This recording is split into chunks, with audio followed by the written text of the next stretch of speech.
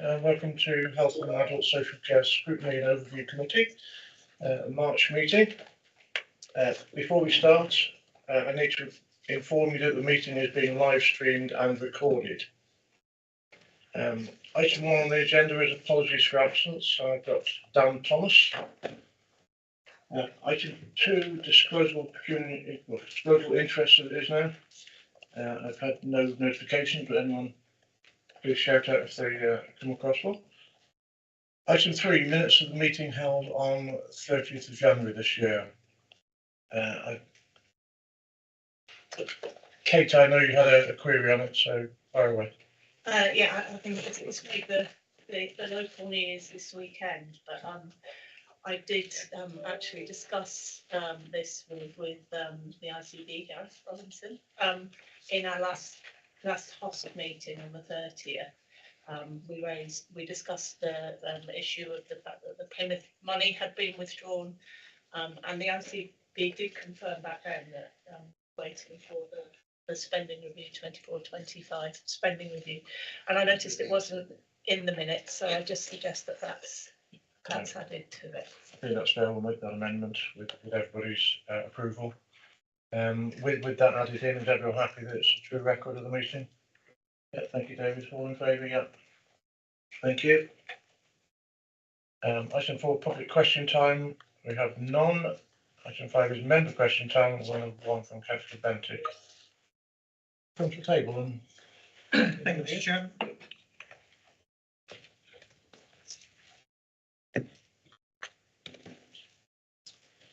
we've had a response to your original one, haven't we? See what we'll follow it.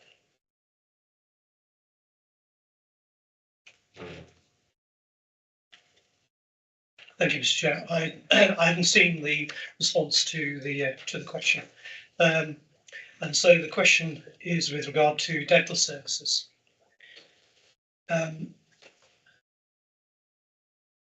Between April 22 and April 23, NHS England expected regional integrated care boards to take on delegated responsibility for primary, secondary and community dental services. Concerns have been expressed about the number of NHS dentists turning to private practice. In May 2022, the British Dental Association reported that 3,000 dentists had stopped providing NHS dental services since the start of the pandemic. And their survey of high street dentists found that nearly a half, that is 45%, reported reducing their NHS commitment since the onset of the pandemic. The total budget for dental services in England is 2.3 billion, and Shropshire, Tufton and Wrekin being just under 1% of England's population, that is 0.9% of the population, would expect about 23 million annual budget, plus 1% of the recent additional £50 million funding injection announced in 2022 to increase activity to pre-pandemic levels. In 2020-21, the Clinical Commissioning Group, which was a predecessor to the Integrated Care Group, saw 79,000 dental patients, about 16% of the whole population, of which 16% of those were non-paying adults and 30% were children. And so my question to Shropshire Council's Health and Adult Care Overview Committee is: 1, has Shropshire, Tufton and Wrekin Integrated Care System a comprehensive contract in place for dental NHS care, and what is the value for both 2022-23 and 23-24? The second is, how many of Shrewsbury and Shropshire's dental practices currently take new adult patients, and what is the total capacity compared with the need? Thank you. That's Rachel to respond. Thank you. There is the responses that has been provided on the website, but I'll read you want me to read the full Yeah, response? sure. It's quite a comprehensive response, so I'll read through that. So to confirm that it's NHS England commissioned dental services currently. However, from April 2023, this will be delegated, I'm looking at Gareth, you understand, to NHS Shropshire, Telford and Wrekin. So in response to the first question, has a Shropshire, Telford and Wrekin ICS a comprehensive contract in place? The response is NHS England Midlands currently holds multiple NHS dental contracts across Shropshire, Telford and Wrekin to deliver the comprehensive range of dental services across primary, community and secondary care. On the 1st of April 2023, all of these contracts will transfer under delegated arrangements from NHS England Midlands to Shropshire, Telford and Wrekin Integrated Care System. In summary, these contracts relate to primary care. Currently, there are 67 NHS dental practices across the ICS area, and this will increase to 68 when the new NHS dental practice in Oswestry opens on the 1st of April 2023. These practices provide routine dental care, which includes checkups, scale and polish, fillings, extractions, crowns, bridges, dentures, etc. Of these practices, 6 also provide orthodontic services. In addition to these, a further 4 practices provide NHS orthodontic services with no other NHS dental services. 1 practice in Telford provides intermediate minor oral surgery, including conscious sedation, and a second provider is currently being sought for Shrewsbury. The IMOS providers include, so that's the intermediate minor oral surgery providers, provide such services for complex extractions as an alternative to patients having to attend secondary care.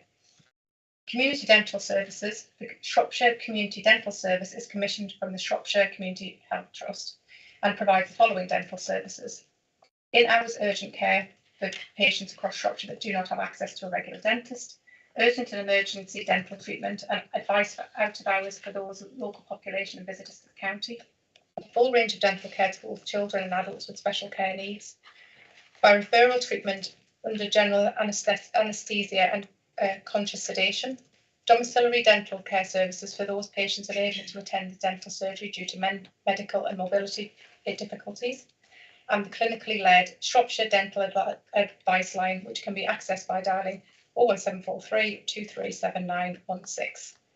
And also secondary care. Local secondary care dental services are commissioned from the Shrewsbury and Telford NHS Trust, and these specialities include oral, maxillofacial, restorative and orthodontic surgery. Contracts are also in place to enable local patients to be referred to alternative secondary care dental providers, and this includes access to the Birmingham Dental Hospital. And then there's a table that includes some of the data around the contract values, which is set out in the document. In response to the second question, how many of Shrewsbury and Shropshire's dental practices currently take new adult patients, and what is the total capacity? Details of dental practices that are currently accepting new NHS patients are available on www.nhs.uk.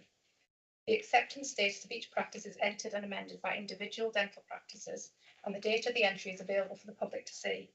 This provides an indication of how current the entry is. If an entry is over 90 days old, this is automatically removed, and it may be out of date.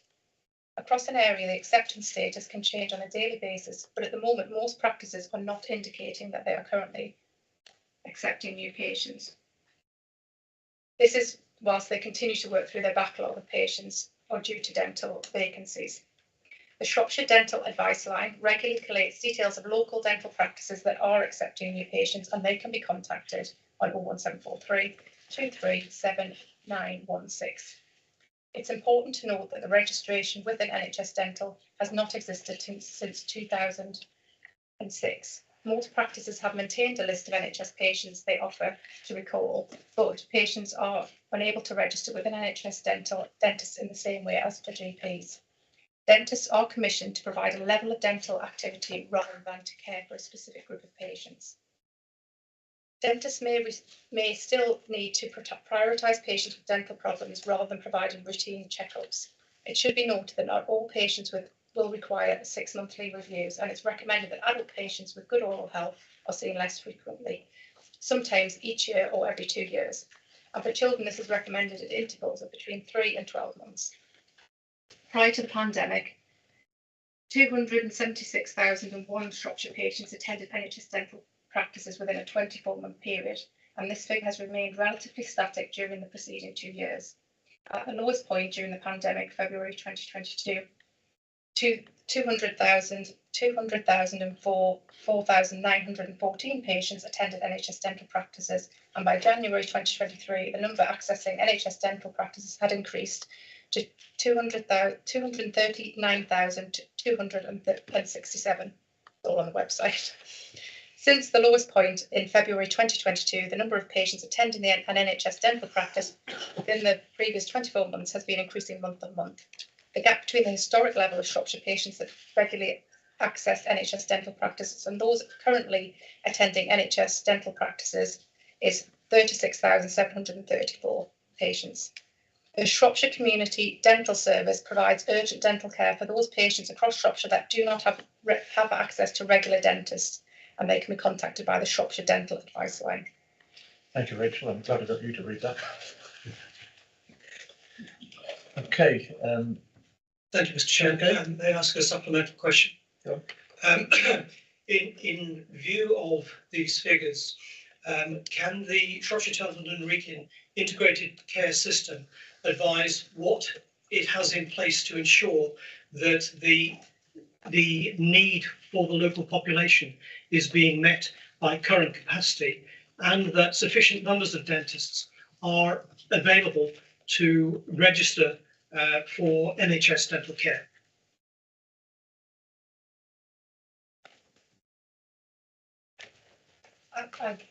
Given that this is obviously NHS England currently who are responding and responsible for the services, and that will pass to the ICS, I suggest that we can take that away if that's okay, and come back with a response. I would also just state that the Health and Wellbeing Board are meeting, I'm going to say the 20th of April, and the NHS dental provision services are coming to that meeting as well. Could I possibly have a response from Mr. Robinson as current chair of the CEO, chair of the ICS? So just to be clear, my role is Director of Delivery and Transformation. Sorry. No, it's just I don't want to upset others that I may not be here. So I'm very happy to take that away and pick that up outside of the meeting if that's okay. Yeah. Thank you. Could I just add, sorry, Steve, that Health Watch England continue to have dentistry as a priority for this year, so that there will be further work done on that. And one of the issues that is particularly concerning is access for children to NHS dentistry. As an ex-social worker, I know that poor dental care is classed as neglect, and so it should be a priority for the. Can I add one more thing? And that is that actually there are quite a large number of patients who go across into Wales for their dental care, because it is a long way for them to travel to anything else. Mm-hmm. And again, children's dental care in Wales has been really difficult. Okay, yeah. Right. Okay, moving on. Item 6, update from Joint Host. Tom, a lot to say, Tom. Okay, well, last joint HOS meeting was cancelled due to the weather. It was snowing on that day, and some of the main areas of focus we were going to be covering at that session would have included the integrated care strategy, which is sort of being developed and working forward. We are looking at a date sometime week commencing the 5th of June, I think, to try and repeat that meeting. And we'll just be revisiting the agenda for that meeting to see whether it needs to be updated in light of anything moving or changing in that time frame. But yeah, that's roughly where we're at. Okay, thanks, Tom. Item 7, not topical at all, but Shrewsbury Health and Wellbeing Hub. Gareth, good luck. Thank you, and good morning. Colleagues will be, I'm Gareth Robinson, as described already, the Director of Delivery and Transfer. Thank you, Rachel. Is it left button? Right. Can I check? Yes, you are. Great. So good morning, apologies for the false start. I'm Gareth Robinson, I'm the Director of Delivery and Transformation for NHS Shropshire, Cheltenham and Wrekin. I'm sure I'm familiar to many of you already, not least on this topic. The intention was to walk through a presentation as a basis of a discussion around an update on the Shrewsbury Health and Wellbeing Hub, but I'm conscious of the issues that have taken place over the course of the weekend around sort of media coverage on funding streams. So with your permission, Chair, what I'd like to do is walk through the presentation and then conclude with tying that back into the funding area that has been raised, and then we can no doubt pick that up in more detail in the discussion, if that's okay. I'm going to do my best Boris impression and go next slide, please. Thank you. So just as a recap of progress, there are three key stages that we're looking to achieve through the hub development as we go forward. The first is providing the sustainable fit of GP premises. That is the process that we've been through and covered a number of occasions in the committee before, around how we've concluded that the only viable option to progress is the single site option for relocating 6 primary care practices into a new facility. And there are 2 additional aspects of that that relate here now. The first is, how do we get to that preferred location? And I'll talk through some of those issues as part of the remaining presentation. And then secondly, how we then bring in other services to be co-located with those existing GP practices. And that's part of the benefit of the approach that we're describing. Next slide. Just as we cover the options appraisal process. This is a very colourful slide, but it's trying to demonstrate how we kind of fine-tune our wide array of options into the way forward. You'll understand at the top, we've got the current state of a large number of services provided across a number of locations and 6 GP practices. We've been through the options appraisal process to identify which scenario, which big option is available to us going forward, as I've described, and that's culminated in the single site option being the only viable option based on the funding mechanism. We will revert to that at the end of the conversation, no doubt. We then went through an essential criteria technical assessment. So 47 sites were proposed through a number of routes, not least from the Town Council meeting that we held in St Chad's, and through discussions here and full review of land registry documentation as well. That allowed us to get to 10 sites as we then pushed those through a technical assessment. Those technical assessments were: was the site location of a minimum size? Maybe there might be some good back garden suggestions made, but they just wouldn't be big enough. Were there some site constraints around access or utilities, for example? Whether the site would be available, and crucially as well, whether the sites would be acceptable to GPs. There's no point in us proposing a site that GPs wouldn't be comfortable with for whatever the patient-focused reasons may be. That allowed us to then get to 10 sites that had a viability. Those sites are currently going through an essential criteria technical assessment, so whether that's to do with transport, planning, utilities and so on. And that process is currently underway with the intention that we get to a short list of sites that are potentially viable going forwards.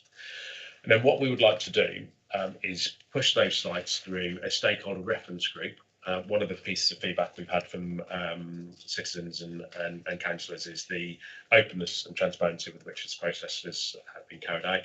So using the stakeholder reference group, we would like to present each of those options to allow an informed position from stakeholders as to which of those options may be viable from a preferred option basis going forward. And I'll come on to the detail of that in a second. I can go on to the next slide. I've really just described that using the diagram rather than the table, but effectively the area that I'd like to cover off in more detail today is the stage 4 aspect of this. So as I've described, we're currently going through stage 3, which is the technical assessment. We'll conclude that actually either this week or next week.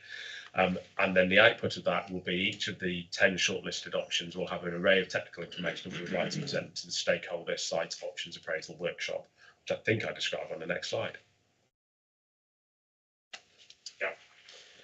And this, as you will see from your documents, is quite a detailed slide, but it describes the format that we would like to take the workshop through. Has a number of invitees, so the entire programme board, practice representatives, representatives from this committee, the stakeholder reference group, which, as we've described previously, has a broad spectrum of Representation, Health Watch, the technical experts that are currently contributing to the development of the options, and senior officers of the local authorities. And this will be an externally facilitated session by an organisation that's been through this process previously. It'll be face to face. I think that gives a degree of value to a session that you don't always get from Teams. And the purpose is for the technical experts to present their findings and rationale across all of the site options. Now, for objectivity, what we will do is we won't name the individual locations, and that's because that can have a degree of bias towards it. If you are coming in with a view of particular locations, inevitably it's human factors, isn't it? I'll be exactly the same. I might have a preference, and therefore I will see certain information in a different light. But what we will do is we will present the facts of each shortlisted option without the understanding of where that location might be, and that will give us an opportunity to get an objective view from all of the individuals involved as to where we think the preferred option may land. There'll be no preferred option information shared at this stage of the workshop. This is around assessing the relative performance, the wrong term, the relative position of each of the locations, and we'll take the output of that to then conclude a preferred option. At the end of the workshop, the final site list will be named in terms of location, so people understand the locations that have been offered and the way that the technical information plays out into those locations. You will understand that there's a degree of sensitivity around some of these, not least commercially. So every attendee will be required to sign a non-disclosure agreement prior to participation, so we can maintain the sensitivity that may be required based on those locations. And as the comment makes here, the group has been engaged to offer transparency in the process and inform the final prioritised site list, but it is not a decision-making group. One of the subsequent slides will describe the methodology. What we're really keen to understand is the views and beliefs of people that have an interest in this, but there may well be factors that don't allow the final decision to be made by this group, and therefore we can't make that a formal decision-making forum, but its views will be heavily represented into that final decision. The indicative date for this workshop is, I'm going to change that word to was, early May 2023, but as we'll get on to in terms of some of the funding discussion, we may wish to reshape that to better reflect a good timing for that workshop. And we'll try and make the workshop venue accessible by public and private transport to make it as open as possible. If I can move on to the next slide. And I'm coming today, as I've said previously with the chair, that we are formally inviting HASC members to attend and participate in that group, and we'll come on to logistics shortly. In terms of methodology, this slide talks through the criteria that we will be assessing, so the technical experts will be presenting, and this will give an opportunity for people to understand and contribute to their views on how the technical data is relevant to each of those site locations. Move on to the next slide. That's okay, so I'm rattling through some, I'm conscious that people will have had the opportunity to read the text. Go on. But what we won't be doing is providing a scoring mechanism. So we've worked with organisations, worked with suppliers who have worked through this process before, and their clear guidance is to steer clear of a forced scoring mechanism. So what that tends to do is provide for want of a better term, a fake science to the process. So it can give a numeric-based assessment where actually it's still a judgment rather than numeric scoring, and people can then offer a degree of gain a degree of certainty when that certainty doesn't exist. So what we're going to do instead is provide a kind of a positive or a negative position on each of the data sets. So we get a view, a considered but subjective view on each of the criteria, and that offers an ability to allow the sites to be ranked in terms of their overall position and relative position to each other without giving a scoring mechanism that can sometimes provide too much confidence that you actually get into the right answer. There's an example on the following page. This is just get my head back into on a Monday morning. This is the travel time. So rather than it having a specific number allocated to the travel time, would be scoring kind of green, pinks and reds. So you get an indicative view as to which ones are preferred without actually it being a hard, it must be this option because of that one individual issue. What that also does is when you multiply these up across all of the areas, you then don't have to add in a subjective view on the relative weighting. You get to take a considered view across all of the issues. So you might have green on one of the transport areas here, you might have red on one of the other access issues, and overall you make a judgment-based call rather than a hard scientific-based number assessment. Okay. And then that will give us a matrix. So it's a little bit messy on this slide, but what we're trying to show, and this is, as it says there, dummy data, what we're trying to show is which of the sites, so the sites would be across the top and the criteria down the left-hand side, which of the sites on balance gives us the best scoring. So it's not a scientific outcome, but we can see that there's an overall position for each of the sites. And the challenge we'll have, and this is really nicely shown by this, the site on the left-hand side has some really heavy greens, but also some really heavy reds. And is that preferable to the site 6, which has some lighter greens and some light reds? If you were defaulting to a numbers-based mechanism, you might end up making a conclusion because the numbers point you in the right direction, when actually a considered view would be a better assumption. Now, this is dummy data, and we don't know which the outcome that we'll get to. But this then allows the stakeholder reference group to debate and discuss. Actually, are we better off having some really good scoring areas and some really bad scoring areas, or are we better off having a more compromise candidate, for want of a better term? And that's the value of this kind of process. It allows you to have that on an informed, discursive basis rather than being drawn into the numbers. And then the comms and engagement side. This slide, I won't read through it because you've had an opportunity to read in advance, but this is describing the community-based comms engagement that's been underway and how we're looking to take the engagement forward as well. I think it's fair to say that the coverage has become much more balanced, notwithstanding the changes over the course of the last couple of days. The discussion, I think, has moved into a much more informed position than potentially polarised views that have been taken, and I think that's been to the benefit of the programme as a whole, allowing a much richer discussion around the benefits and disadvantages of the hub option. National programme update. As it describes on here, and it's been covered in the media over the weekend, the national programme has taken a decision to slow down the process. The term that's been used in some of the media has paused the process. What has happened there is the national programme, and as with any NHS major change programme, there are two elements to it. There's the national programme and then the local deployment of that.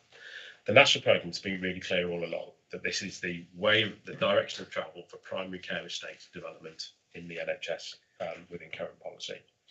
And we've been developing the programme on that basis. Parallel to that, and as part of that, the national programme needs to develop the business case for the hub approach going forwards. And the intention was that business case would be completed during the course of this year, and we're going forward to the 24-25 spending review. I think we've discussed that on a number of occasions.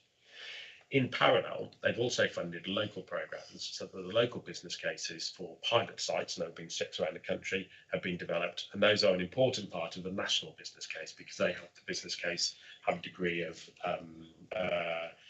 local relevance that they can build in.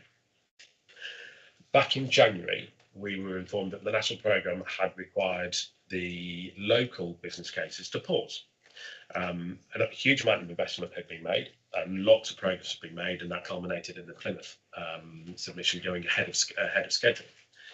The national programme, I think, was, in fact, I can't talk for the national programme, but the national programme has asked for the local business cases just to pause temporarily to allow everybody to catch up, and for the local programme to review where they've got to ahead of that national business case being submitted. What that means for the Shrewsbury Wellbeing Hub is we are at a really good point in terms of the programme development. We are about, as we just described, to complete the options appraisal process, which is a perfect position for us to draw breath and say, we now have all of the foundations in place ahead of going to consultation that we need to have in place to allow business case to go forwards.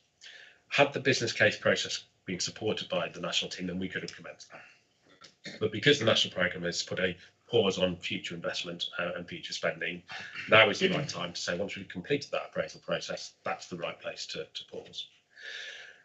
As I understand it, and NHSE is still are still required to provide a little bit of clarity around this. We're expecting that pause to be a small number of months, and I've certainly been given indication that in May we will have an understanding of the next steps going forwards. So we believe that this is a short-term pause. That does provide risk for the programme though, because until now we have been describing the only route to funding for primary care estates to be through this programme, and therefore that has driven some of our decisions. Given that the risk landscape for the programme has now changed, inevitably with that pause, I have to ask, why are we pausing? What are the possible consequences to that? What decision will be made? We have no insight into that. The language that they've used is until a business case is being submitted. So I'm confident that that process will continue. But I have to work on the basis that there's a degree of risk to this programme that we weren't previously factoring in. And therefore, we have asked the programme team to start working up a set of options around the GP practices that are affected that, in the light of a changed national position, give us a plan B. We haven't been working on plan B to date because it has not been necessary. A national direction was really, really clear. I don't know whether that national position will change. I know there was an awful lot in the media over the weekend about an assertion that it was ceasing and stopping. To be really clear, it's pausing for good reason. But because the risk landscape changes, I therefore have to make decisions around the way forward. And we've therefore asked for my primary care estates team to start considering plan B options. There being no doubt that if we do change direction, that will be really challenging for NHS Shropshire, Telford and Wrekin and for our patients and citizens. This was a really, really strong route to funding for our primary care practices. If we do change direction, then that does take us back for our local population. And that is a risk. It takes us back to where? So, pardon me, sorry. If it's not funded, it takes us back to where? It takes us back to a position where we need to start again for coming up with the alternative options for our primary care services, and that won't be a good position for us to be in. That will be really challenging for us to cope with as a healthcare system. So where we are right now, that national pause does create a risk for the programme. We will complete the options appraisal process. There's a question in my mind now as to whether we complete the stakeholder reference group process that I've just described. And I'm going to take, over the course of the next week or two, some time to consider, is that better to do now, ahead of during the pause, or is that better to do after the pause? And I need to take some advice from NHSE in terms of how long we think that might be. So although that offer is open, that the stakeholder reference group should be open more broadly, I need to think through some of the logistics and the timings of that. And until that pause has been lifted, I think we will get to the end of the options appraisal process, and we won't be taking forward anything to consultation, because in the absence of the national programme, I think that would be preemptive. Probably worth me pausing for breath there. I can see a couple of hands were twitching. So. Okay, thank you, Gareth. And it must be difficult because it's just clear that nobody knows what's going on right here and now, and here we are working in the dark to some extent. But a few questions, Kate. Yeah, thank you for that update. Another interpretation of the funding landscape could be that the Liz Truss's mini budget wiped 30 billion off the UK PLC. Funding was pulled for lots and lots of projects, including the Health Hub. By 24-25, we'll have a different government, so we don't really know whether the money for the hub is going to come to fruition. I mean, I do understand that Shropshire ICB are really keen for it to continue. And I suspect that NHS England are desperate for it to continue, but I think there are absolutely no guarantees that this money will be made available. So I am really pleased to hear that you are looking at Plan B. That was my massive concern, because we've been told repeatedly that there are primary care practices in Shrewsbury at risk. I've never doubted that. I didn't think all 6 practices were at risk. That was always my issue with this. I suspect there's 1 or 2 practices at risk. So if we start to plan for how to support those, and there are lots of ways of doing that. I know we've discussed this, and you know, it's what other areas do when their primary care gets into trouble. So I'm really pleased to hear that there is going to be a plan B, and I hope you involve us in some of the thinking around that. If I may, on a plan B, I want us to be really clear though. So this approach brings with it a significant level of funding and investment into Shrewsbury. Plan B is how do we mitigate the loss of that funding? It will not, there's lots of work to be done, but it will not be at the scale that this is describing. And the loss of this funding will be a loss of investment into primary care services within Shrewsbury. The work that we've done within the hub has demonstrated the inability for us to be able to find alternatives for those other 6 practices. I'd revert you back to the PID actually, because I think the PID, the project initiation document, which is on your website, does set out the constraints that those 6 practices have. Plan B will not be as effective as this option, because with it is very unlikely to come the level of investment that we were going to have, and it will not necessarily bring the scale of delivering primary care services that we need within the hub. So I wouldn't want anybody walking away from here with a big sigh of relief going, "Phew, we've lost, you know, the hub, we have lost the hub." I don't want that to be a view at all. But Plan B is what we've been after all along. The plan that we have is really clearly supported by NHS Shropshire, Telford and Wrekin, by our GP practices, and while I recognise there is a spectrum of view amongst our citizens and patients, it's incumbent on us as Shropshire, Telford and Wrekin to help people understand the value of this scheme. But Plan B is about 3 weeks in the making, whereas Plan A has been 2 years in the making, and Plan A we knew he had funding for. Plan B, I believe, will give us a significant number of challenges which won't be addressed in the same way as the hub does. Lots of work to do with that, Councillor, but I would really want us to be clear that the loss of this investment will be a real challenge for NHS Shropshire, Telford and Wrekin should that happen. But again, just to be clear on language, it is a pause in the programme. The funding hasn't been pulled. The funding was never there. We were always really clear about this being the spending review in 24-25. So I don't think anybody can interpret where the funding position is.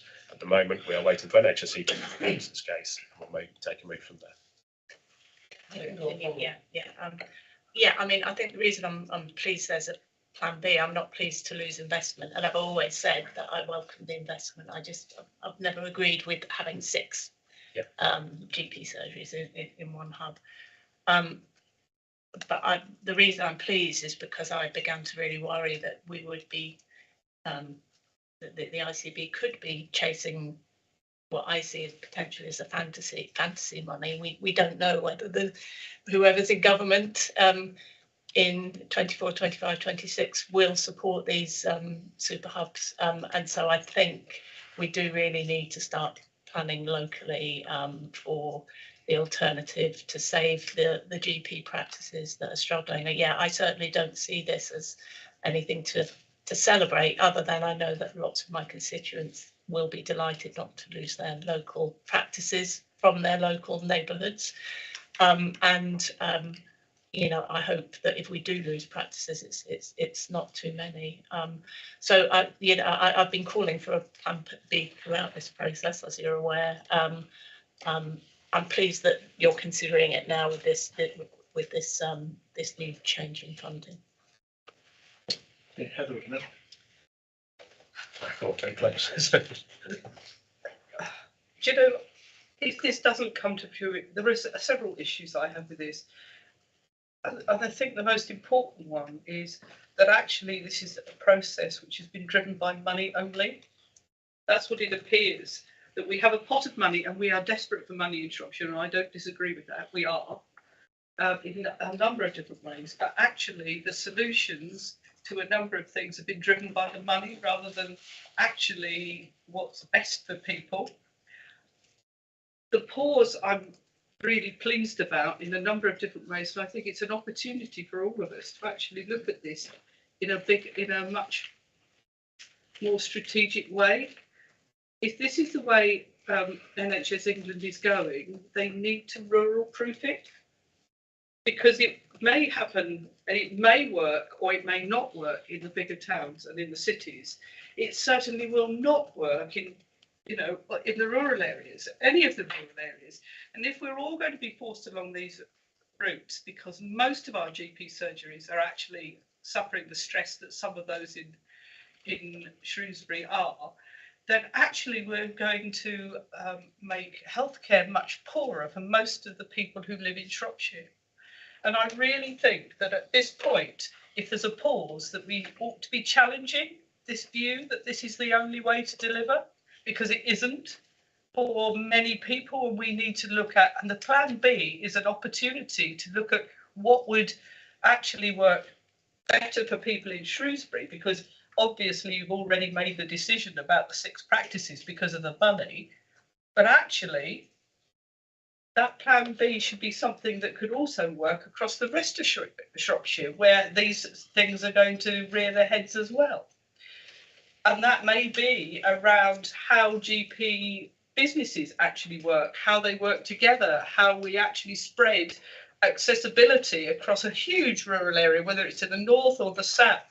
It really is a time for us to be able to hold people to account. And I would hope that the ICB could be putting forward some of those things, as well as the Health and Wellbeing Board and this committee, because I don't want to see the patients in rural areas subjected to the pain that's gone on here in a plan that actually won't work. So I'm concerned. You also talked about how people's views on the whole thing was actually more considered now and actually had come to a much more level playing field. How do we, I don't know that on scrutiny, how do you tell that? Is it just from the feeling in a room, or is it that just people have got worn down? I haven't actually seen those details. I'm also concerned, and you've referred to it, about what's going to actually happen to the at-risk GPs here in Shrewsbury. And do we have any sort of timeline for any decision around any of this? Because it's absolutely vital for our patients, and we should be, all of us, pressing for a timeline from government about decisions, because we've spent 2 years yet again on yet another project which has cost huge amounts of money. And actually, as a scrutiny committee, if this does stop or it doesn't get delivered in the way that we ought to have a value on that time, your officer's time, when actually there are so many things going on in Shropshire that actually need that time and finance spent on it, to end up with something that NHS England or the Treasury or whoever has decided to, oh, maybe it's not going to happen now. That may be a good thing, but actually it's wasted 2 years worth of resources, which really concerns me. And I still don't know the risks to the pharmacies around those GPs. There's a few things in MA. Yeah. I think I'll capture them all, but if I don't answer them, do please call me on them. So the financial drive behind this. This is about workforce, not about money. No. So we have been presented. We're getting into the discussion around the background of the programme rather than the update. I'm really happy to go through that. The driver behind this is the inability to provide a sufficient primary care workforce within Shrewsbury. You'll have heard Dr. Judson describe the example of having 20 GP trainees that we weren't able to recruit because we didn't have the physical space to do that. So this is absolutely about providing a working environment that makes working in Shrewsbury appealing to GPs, so the GPs come and want to live and work here, and give us a sustainable primary care service. That is the driver behind this. And if we don't do that, then our GP services will deteriorate. Now, we can have a different view on the right way of delivering that, but the national guidance, the financial flows up until recent pause, and our GP views, we're really clear that this model is one that will help develop primary care services and bring GPs in. So for me, that model is really clearly to the benefit of the residents of Shrewsbury. I think my concern always with all of these things is yes, I can understand that, and it's completely logical. I never know exactly where the patients sit in all of those arguments. So, and it's related to your point around engagement and involvement. I recognise there is a spectrum, and some of the sentiments of patients and citizens that don't believe this is the right forward play out very openly within this forum. We've had the opportunity to work through all of the patient participation groups, correct, based on some of the feedback around involvement. And I've been involved, I think, in 5 of the 6. And in all of those, having had the opportunity to present the information in front of us, there was a much better understanding with patients of the value of these changes to the GPs themselves, and the ability that this model has to cement the individual GP practitioner that patients can access going forwards. It was really interesting being involved in the patient participation groups, how positively that was seen when presented by the GP view rather than the NHS manager view, quite frankly. But to come back to your point around engagement as a whole, I'll be honest, I think we have presented back an entirely different engagement and communication and involvement process, and I think I've been to... Yeah, no, I agree. Yeah, so I don't think that is a fear. I think that is hard feedback that we've gained, and with reasonable challenge from the Scrutiny Committee, I might say. On the rurality, the purpose behind this process was developing pilot sites. We deliberately chose an urban site. Yeah, that's not my issue. Okay. My issue is that actually, and it is an urban site, and you have all the stresses and strains around that, because actually placing one in a medieval town and its sprawl is difficult. Mm-hmm. My point really is you have an opportunity now to look at something that might work in rural areas, because if NHS England think these work, and it's the way forward to have rural GPs as well, we will have something that's undeliverable in the rural areas. I don't think there's any view at the moment that this is the right model for every single area. I think the purpose of the pilot site approach is to work out where they are likely to be successful. And I can absolutely see the likely success of a hub approach in an urban environment, notwithstanding the medieval town challenges, and that's given us an awful lot of issue around the site location question. But I don't think that for a second that a 6 hub model would be appropriate for Southwest Shropshire or the border wards. And an entirely different model would be required.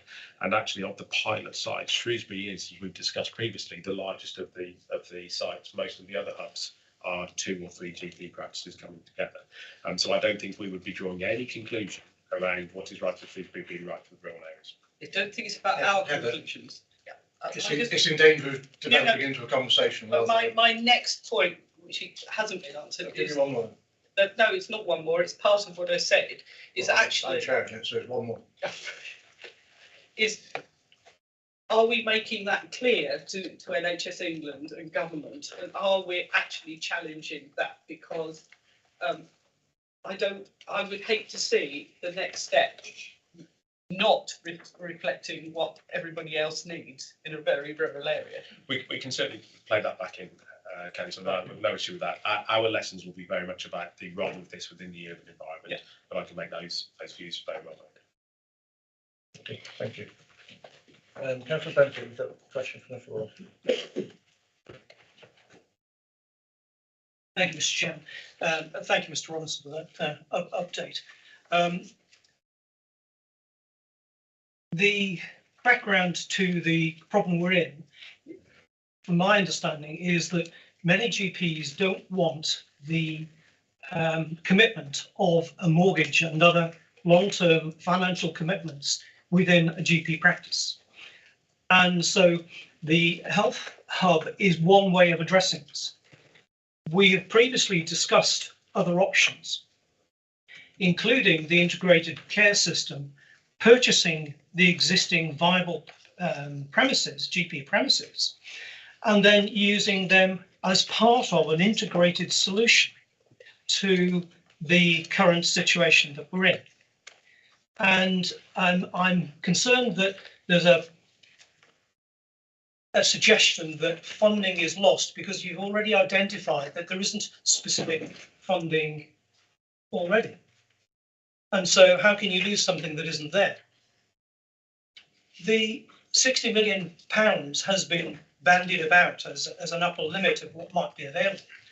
And I can't see why that isn't available for an alternative integrated plan, which includes the retention of as many of the viable practices as possible, in conjunction with what's happening all around the country, which is community diagnostic centres, which this health economy needs.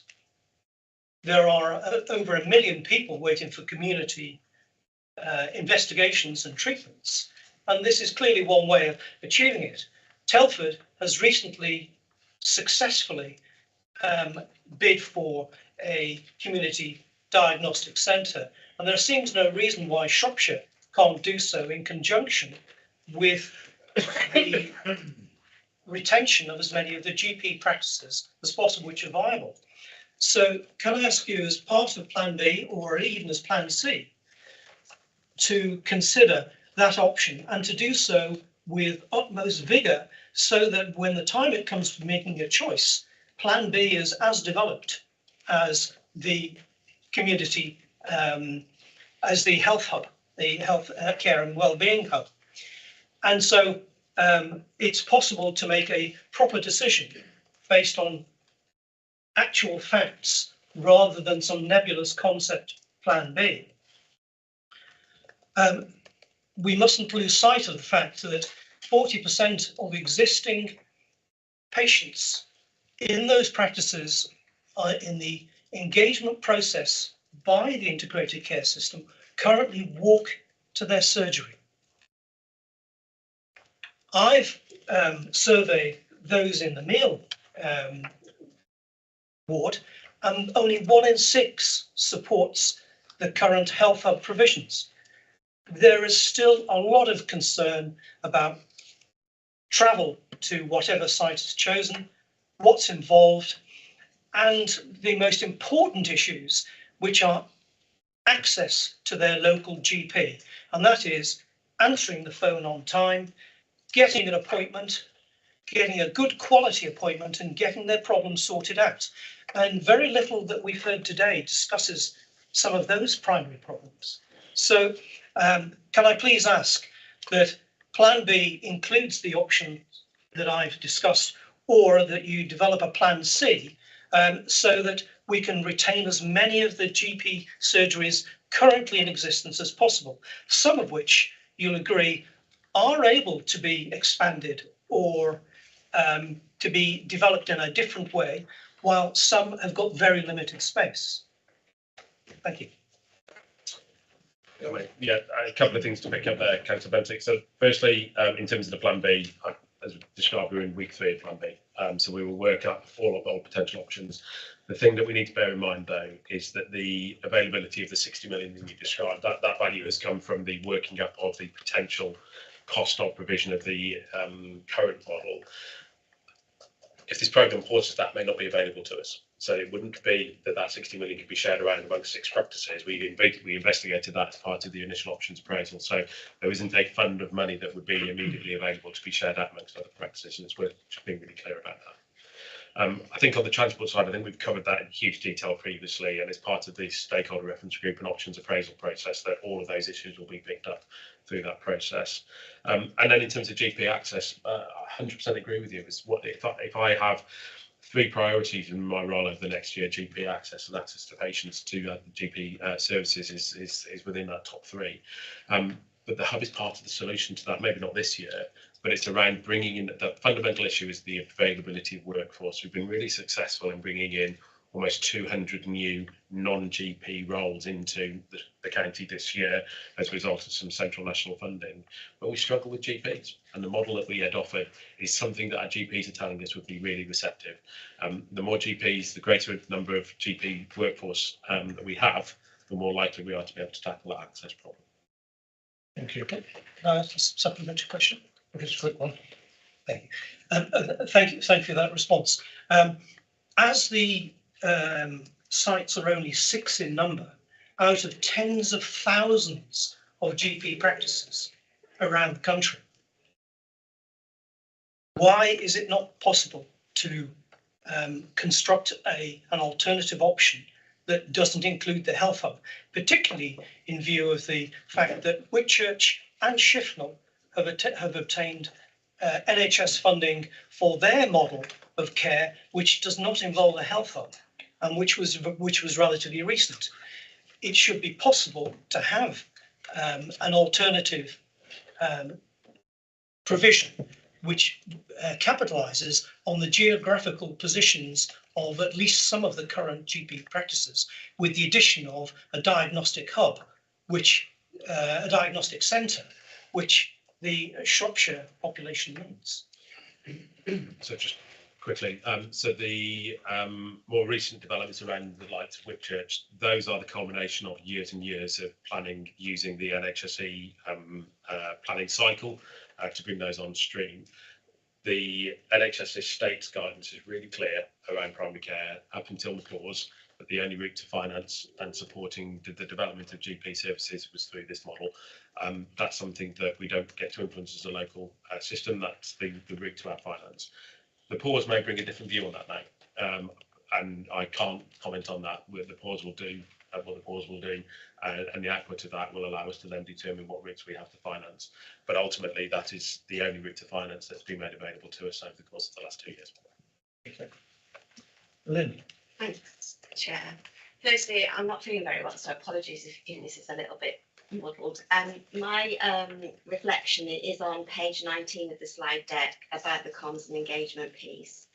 I've just checked with my colleagues at Healthwatch Shropshire, and I think my frustration is that I don't think Healthwatch has been used as fully as it could have been to promote some of this more targeted engagement. We haven't been asked to promote this engagement with people under 24, carers, parents, minority groups and faith groups, which I would have expected.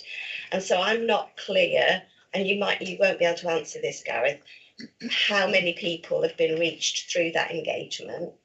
And I've had a number of conversations with the ICB in recent times about how Healthwatch shouldn't be included in the engagement. We should be part of that engagement, and we should be called upon to promote and encourage people to be involved in this.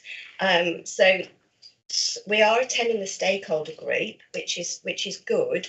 But what we also want to do is be part of this piece of work around engaging people more fully. And I don't think we have been used in that way to date. And that's what we would like to do. And it's also very interesting to me that we as Healthwatch haven't received very many public comments about this hub. We would have expected to. If there was a really strong public feeling about this, we would have expected people to come to Healthwatch, and that hasn't happened. It did in the very early stages, but we haven't received any comments about this.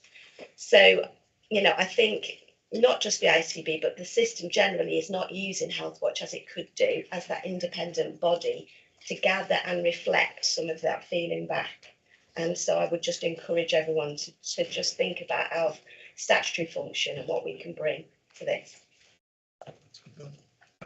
If I may, I think in fairness, you've raised that previously. So therefore, I apologise that it's not been addressed. I'll take specific action away for you, me and Jackie Robinson, the comms engagement lead, to sit down and make sure that we keep full value of that. And again, just to apologise that that hasn't happened previously. I totally echo your point. I think you have a really important role to play. And if I may publicly acknowledge the support that you've offered to me personally in terms of getting the messaging right. So let me put that up and take that aside if that's okay. Thank you. I think we've done that one to death for today. So thank you, Gareth. But you're not getting away with it yet, because next we have an update on highly medical practice. Right. Okay. Go down with you anyway. No, that's fine. I was aware of this, but you have caught me out because my you don't need to know my last week. Yeah. So highly medical practice. I will give a verbal update now. And I will provide any further information separately if I may. Have you got? Okay, cool. Let's pull them up then if that's okay. We can give it.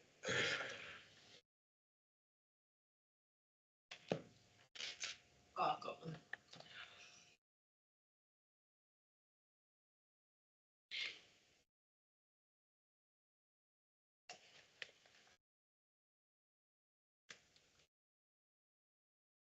moment. Sorry, Gareth. No, that's fine. Thank you. Gives me a chance to kick my memory into gear. Rachel. Just whilst it's loading, I was just going to make this was raised by Councillor Bentic at the last meeting and rightly asked that we bring regular updates and share them, which we have been doing offline as well as online around Highley. I know we've got a slide today which gives an update because it's in 2 phases, but I think it's important to flag stage 1, which is around the GP procurement, which as Gareth, but there's also a piece of work that's going on the back of the Joint Strategic Needs Assessment, which many of the committee will be aware of, which was very successfully worked in Highley. It was a collaborative piece of work, and on the back of that, there's still work ongoing. And I know we've got Penny on the call about social prescribing. She's been at the heart of this with others from the RCB, from the town council, from the council, local parish council there as well, with the local practice, the primary care network in the area as well. So it's been a real joint piece of work. And so it's just an update that I think Councillor Bentic asked for that we talk through to the committee. Thank you for pulling that up. I think Rachel's probably just stolen the entire thunder of the slides, to be honest. Thank you, saved me, quite frankly. So I won't go through the background, but it has described two parts to it: the procurement, which has been successful, and obviously will kick in very shortly. There is a short temporary provision arrangement we've had to put in place because of the procurement timelines demanded that. And then, as Rachel described, the opportunity to move services to what I think is far better location for patients and citizens within Highley, which is a joint piece of work, collaboration between a number of organisations that will help develop that. For us, from our perspective, this is a really good step forward for patients of Highley. I think it provides a sustainable primary care service in the town village. I don't really know. Village, thank you. And as part of a broader practice that provides resilience and an opportunity to locate much better services within Highley itself. So I think it's a really positive move, but really happy to take any questions. Yeah, I'd just like to say I think this looks like a really excellent piece of work. It's really nice to see the ICB working with the local community and finding a great result by the looks of things at a point when it was looking really tricky for the practice. I'm sure there's been a huge amount of work gone into this behind the scenes, and so I really it's happened. My colleague Emma Piver did all of the hard work on that, so I must reflect that here. But I know the local member Mark Williams is really pleased with this. He's over the moon. So my only question around this, because I think it's a really good thing, is how does the contract tie it into Highley? I know that they're going to be providing some other services in Bridgnorth for them and better access to patients to things that they don't have at the moment. But always my concern, because I've seen it happen before, is gradually things move and you end up with barely an outreach, if that, somewhere. So the procurement process is really clear about the provision of services within Highley. Right. Yeah. There is nothing behind this other than the usual caveat of services will always develop. But the intention was the procurement is for the provision of services within Highley. I expect to see more services being provided in Highley as a result of this. Yeah, positive. Bernie,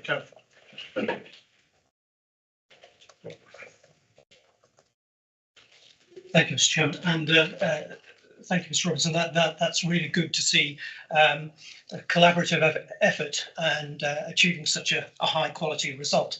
And I'm delighted that you've called it the Health and Wellbeing Hub Development in the Severn Centre. And clearly this might be a template for multiple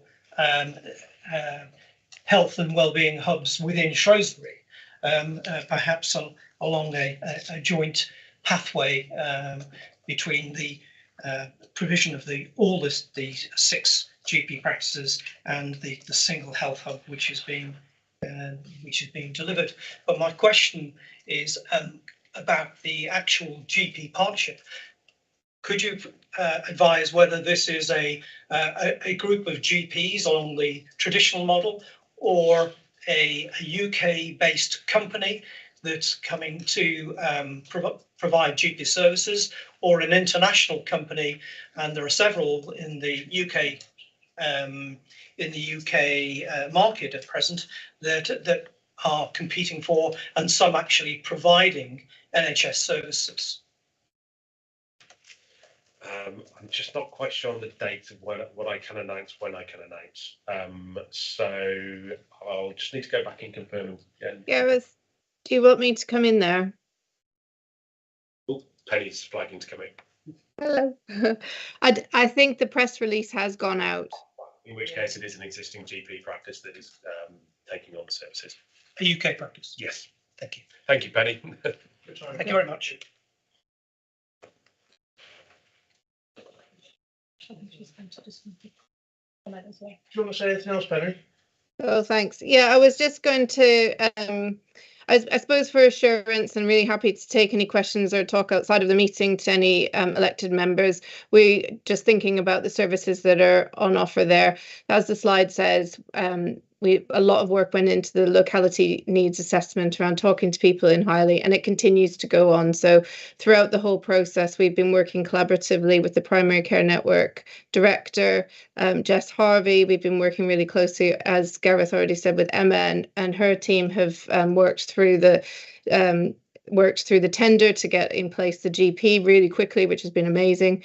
So it's a really, really positive thing for us to be working on together, and it is happening collectively. It's happening in partnership, and it's been a really positive process. So all of that is good. But I just wanted to say that we're also really keen to see what else can be brought there as part of the work. So building on the needs assessment and recognising what people are saying are the issues for them, and transport obviously being a huge issue, and other elements of health, access to health services, and issues for parents and mothers, and issues for children and young people. So we're looking to see how we could bring things there rather than people having to travel everywhere. And it wouldn't be something that would be there all the time, but it might be, how could we potentially bring midwifery or health visiting or some of those things that are harder to access, or people have to travel to access. And I'm not saying we can do it, but that's what we want to do. It's really around creating that wellbeing centre, and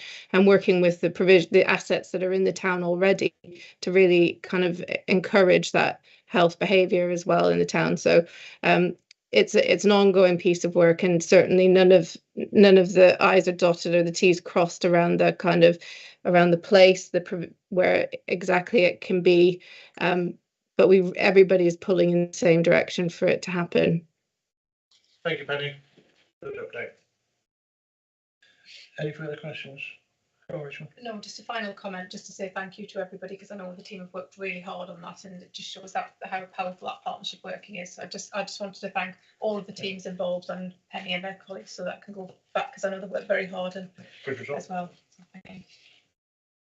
Okay, Lynn, sorry. Just a quick one. I think a council member for Brown-Clee made me aware of a similar issue coming up in that area. That had been flagged by the patients. Over the next 4 years, I think they're expecting one of their GPs to retire. And I suppose for me, that just indicates that there is opportunity to do some planning. So if you know that something's going to happen, because this all feels like it might have happened as a bit of an emergency and a bit last minute. So I just wondered how well those opportunities are being used locally when they know that there is a looming problem. That steps are already being taken to work out a solution. Yeah, I mean, really well phrased. There'll always be a spectrum of how much we are aware of the resilience of individual practices. And as you described, while we were aware of the fragility of this practice, we weren't aware of any intentions going forwards in the long term for us to plan against. Other practices, we are much more sighted on the long-term sustainability issues and have plans in place where we're aware of them. Good to hear. Item 9 is statement of the committee on the Welsh Air Ambulance proposals. So we're distributing the draft statement with the agenda. So we're just confirming whether we're happy for it to go out.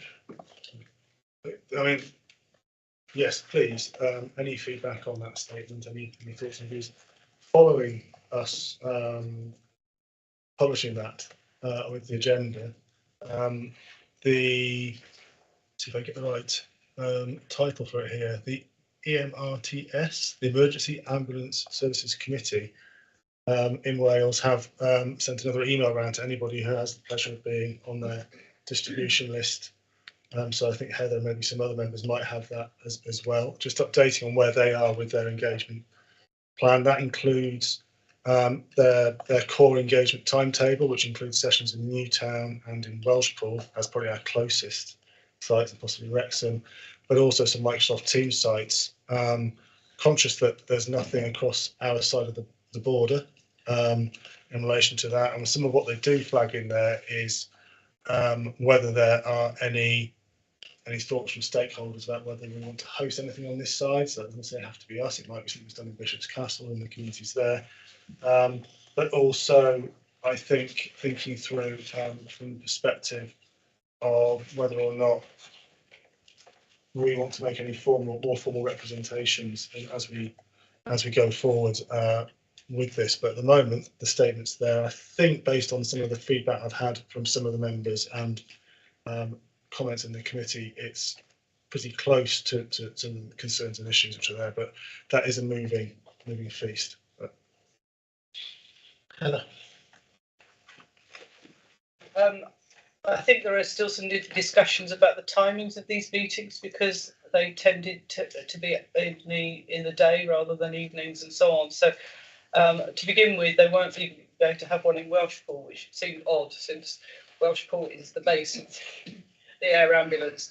So yes, I need to talk to my local members about whether we need to do something in Bishop's Castle and talk to them about that. I still think we could do with some of the data. If we can get hold of the data about the flights, and because the cross-border issues are quite significant, and sometimes it's our Cosford air ambulance that goes into Mid Wales and vice versa, but we do need that data and it hasn't been forthcoming. It would be useful. If we look at the statement, it does talk about actually both sides of the border raising money, parish councils putting money into all of this, which they do to the Wiltshire ambulance. And it will put extra pressures onto the Cosford air ambulance if we're having our ambulance taken into Mid Wales. So thank you, Tom, for the work that you've done on this. It's been good.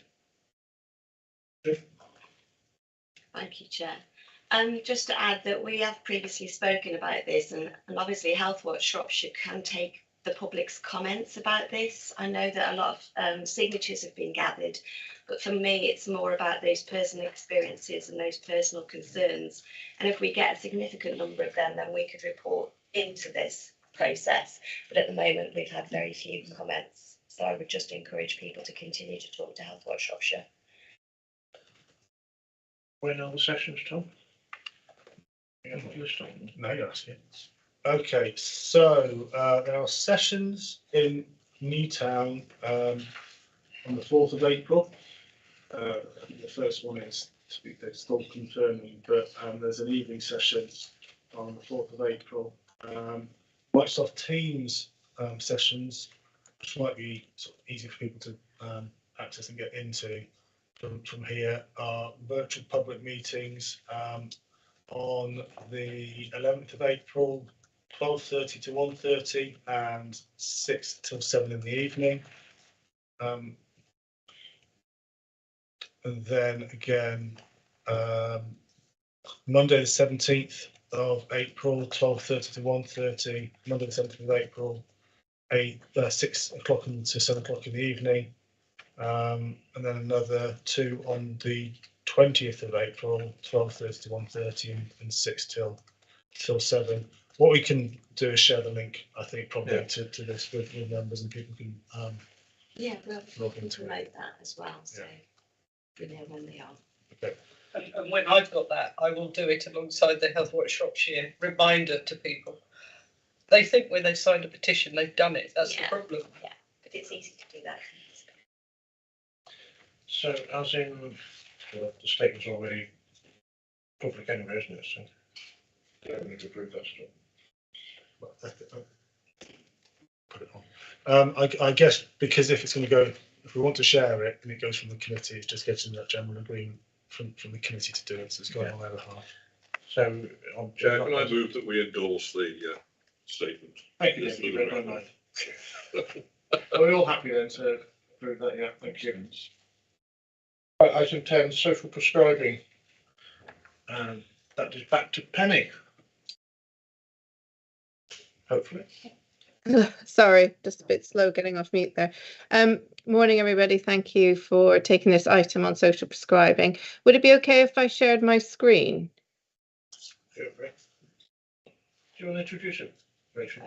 Whilst, do you want me to? Intro? I'll say Yeah. a few words. So I think this is, I'm really pleased to bring this through to committee. It's a really important piece of work in which Shropshire is acting as an exemplar, really, and you're here today. It's been 6 years, a number of programmes of work, and this report will describe this programme of work, which is really important for health for the people of Shropshire and allows them to take control of their own health and well-being. It's a another really good example of a joint piece of work working across primary care, the voluntary sector, and the Council of Public Health. And so we're going to share some of the results here today. Penny's going to talk through them in the report that gives them the progress, but some of the opportunities and next steps that we're looking at and how that links into key programmes across our system to support people. So I just want to, I'll just introduce it. Penny will go through the detail, but just thanks for everybody for allowing us to bring that through, and we welcome questions and comments from the committee around next steps. Great. Up to you, Penny. Thank you. Morning, everyone. I'm Penny Basin, Head of Service Joint Partnerships. It's a joint role, Shropshire Council sitting in Public Health and STW NHS. And Claire Sweeney has and I've put together the report, and she unfortunately gives her apologies today. She can't be here, but she is the Healthy Lives team manager. So just thought we'd start, and I suppose just to say for this presentation, it doesn't go through the report in detail. It's just sort of as an addition to the report to sort of give you that understanding of how it works in practice, a few case studies, assuming that you've had a look at the report, but I'm really happy to take any questions on the report itself as well. We just thought we'd start with a bit of a slide on the team there. The picture of the team, and everyone was asked to bring something that meant something to them about their well-being, which is what the team works with their clients on a regular basis. So working really closely with people and what matters to them. And that is the core of the social prescribing programme in Shropshire. The team is called the Healthy Lives team now, so they deliver social prescribing and health checks, but the majority of the work at the moment is on the social prescribing. The team has evolved from where a number of years ago we worked together to think, without any additional resource, how could we deliver social prescribing in our area? And with a bit of moving people around, we started delivering and ended up in 11 GP practices. But since the additional role reimbursement scheme that's in the primary care networks, we now offer the service across all of Shropshire, across all primary care networks, which is really, really positive. The team also, and I would say of that 46 teams, some are actually employed by Shropshire Council as well. So it isn't just the primary care networks. And in fact, Shropshire Council sort of has responsibility for the management and for the team leaders, as well as the data and all of that kind of thing. So there's quite an input, I suppose, and into the whole programme from a number of parts of our system, including the voluntary and community sector, as well as the PCNs and Shropshire Council. In the last 18 months to 2 years, we started also developing a children and young people's offer, and that offer is amazing. We started in the southwest of the county with the primary care network there to test it out, see what it would look like, and that has now grown and is being delivered across all the primary care networks as well. And I think that's the next slide. So I think just to say that the core of the programme really focuses on the time to talk to people. So we know that people come to the GP, and the GPs have a lot of work to do in a 10-minute period. But what happens in social prescribing is that people have the time to sit down with someone and really talk through the things that really matter to them. And sometimes it's for the things that they're referred for. So sometimes somebody might be referred because they're interested in a lifestyle change for a healthy weight or to stop smoking. But actually what matters to them is the debt that they're in or their housing situation or something else that they need to kind of unpick before they can move on to that other reason for referral. So it is time intensive, but that is the point, is supporting people through motivational interviewing and behavior change to make those changes for themselves that they can sustain. But also a big element of the service is to refer people to things that are happening in the community. So our voluntary and community sector are vital in this programme because they map and gap what's out there. They provide quality assured interventions, and they provide an understanding of what else is out there, and a kind of an ongoing two-way conversation to help the advisors to let them know what's going on in areas and where there are gaps, to look at how they can develop those gaps in the community. So there's a list there of some of the things that people are referred to, but it's certainly not exhaustive. So there's just a few case studies here. So this particular person was referred around weight in particular, but actually there was some issues around mental health and just needing someone to talk to, and having that anxiety as well. So the person was able to, through the program, have it kind of reduce their anxiety, come up with some coping strategies, some exercise, how to relax, how to improve their lifestyle, and really kind of get to grips with a number of things, as well as their reason for referral. And one of the things that we're really proud of with this case study is we know that work has a massive impact on people's mental health and their physical health, that when people are in work, it's one of the best indicators for the health of a population. And when people are in work, they are healthier and they are better. So this person was able to be supported back into work, and they've got their diet plans, and they think social prescribing is a good idea and people need it. So it's a really good news story. But this is kind of the kind of thing, it's not a one-off, it's the kind of thing that happens time in and again with the service. This one is just a bit describing somebody with specifically anxiety and isolation, and having those honest conversations and being listened to with a social prescriber, and how that has allowed them to kind of take control and take part in an ICT course, and being loaned a tablet, which is really, and I love the fact that this person just says, I feel motivated. That is what it's all about. And getting out into green space. We love that too. Through this service, we work closely with the libraries. So they were one of our first partners that when we started the programme 6 or so years ago, they were right there on the table beside us, really keen to see how the library service could work with us on this. So we make a lot of referrals into the library service, but also the library service come across people that they see coming into their service who they feel might need a referral into social prescribing. So it does go both ways. And the service has allowed this person to kind of use their iPad, and they enjoy going to the gym, downloading their magazines, and accessing NHS apps and things like that. So the library service is integral to support people to do things that might struggle to do it on their own.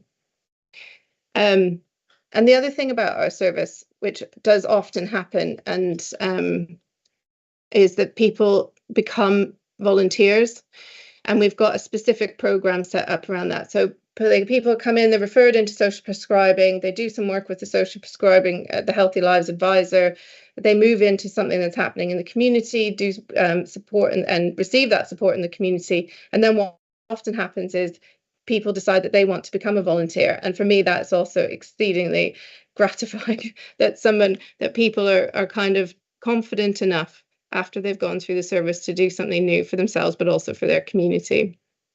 And this one is about a resident in Craven Arms who wanted to do something in their community. They worked with the practice manager, the Healthy Lives advisor, the social prescribing development officer, and Energize, which is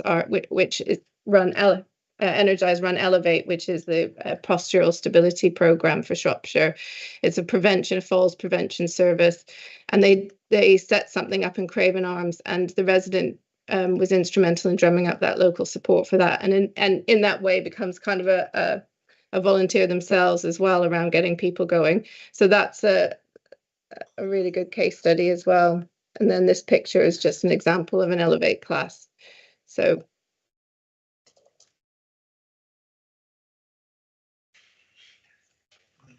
So we have some happy customers. We get feedback all the time. One of the mainstays of the programme is that we collect data. So we understand, and you'll have seen it in the report, we understand who comes into the service and what matters to them, and then how they feel about that self-reported, how they feel about progress on what matters to them. But we also have an opportunity to say what they feel about the programme, and we often get really, really good feedback. So it's been brilliant, gives confidence. Not harassed. I go above and beyond.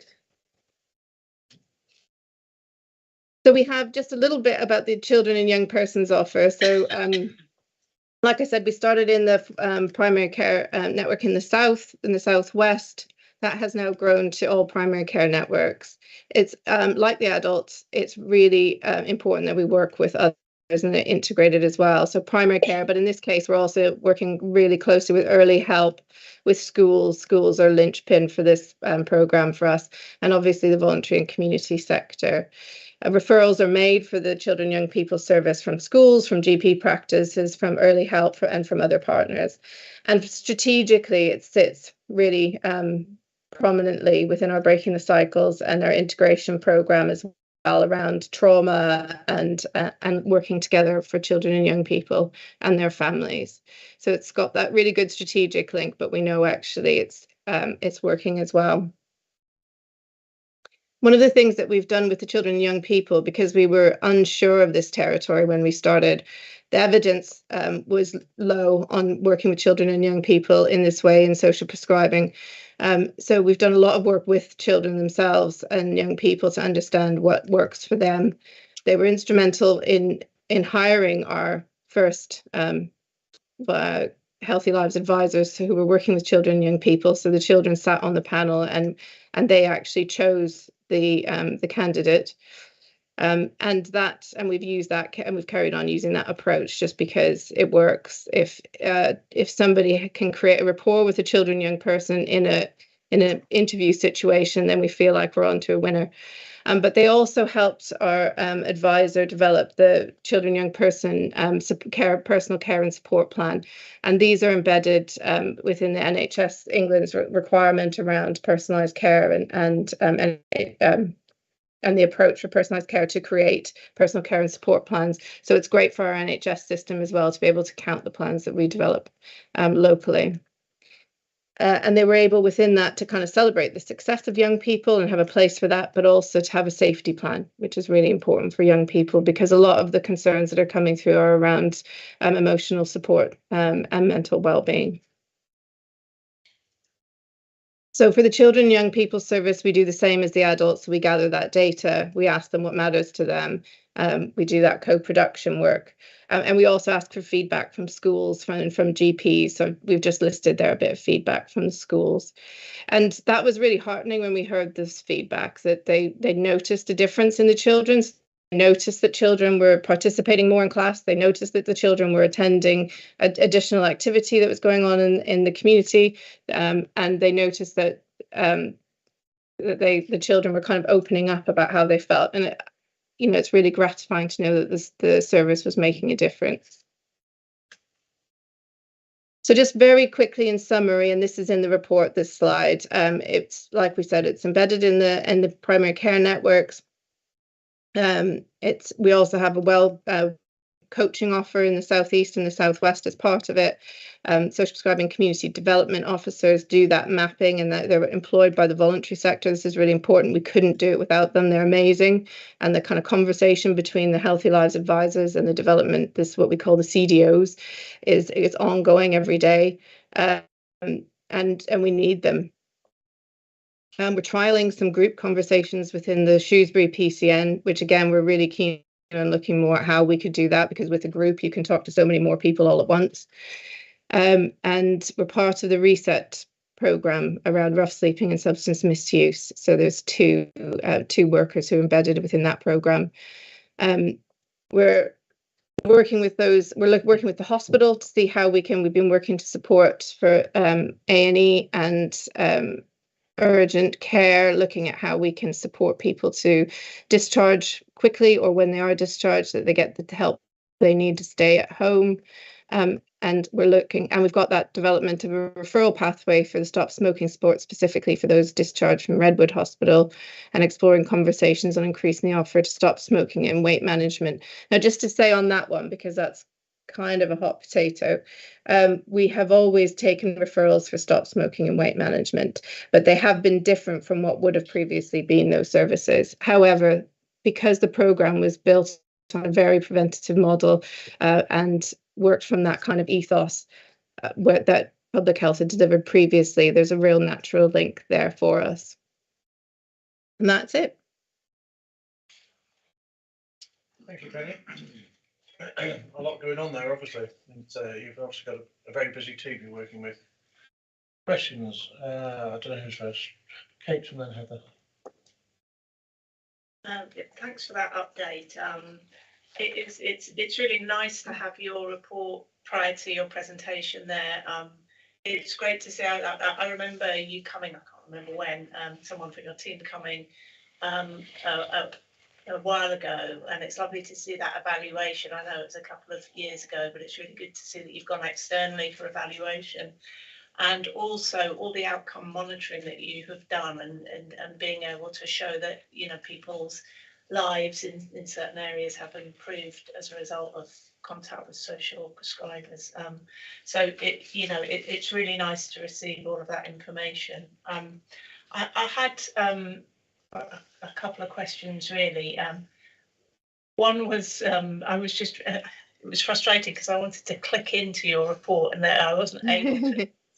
Particularly around the GP surgeries who are using your service. And so I guess it's just a broad question, are there some GP surgeries who use it more than others? And I'm guessing you have a plan in place in how to kind of encourage surgeries to take up this service. And then I'll have my second question and you can hopefully answer both of them. I think the next one is around capacity, and that's quite a steep increase in the numbers of people using the service, which is obviously really positive.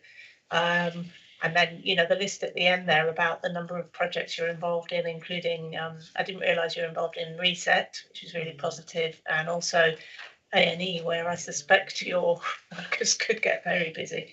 I'm just wondering about how you're coping, and are you getting overwhelmed in certain areas? It's probably a good thing that Claire's not here with that last question. Yeah, I think so. I'll try and remember all of that. So the GP practices, we have really good engagement across all of primary care, and it does depend on, and some of that is around NHS England's, I won't lie, some of it's around NHS England's targets. So personalised care element of NHS England has required practices to make a certain number of referrals into social prescribing, and we have hit all of those targets, and in some of the primary care networks we have exceeded those targets, which is all really, really fantastic. And so I would say there will be some practices who refer more than others for sure, but there's actually been really good engagement across the board. Now that might change going forward because the requirements from the Directed Enhanced Service has changed going forward for 23-24 around those targets, so those have been removed.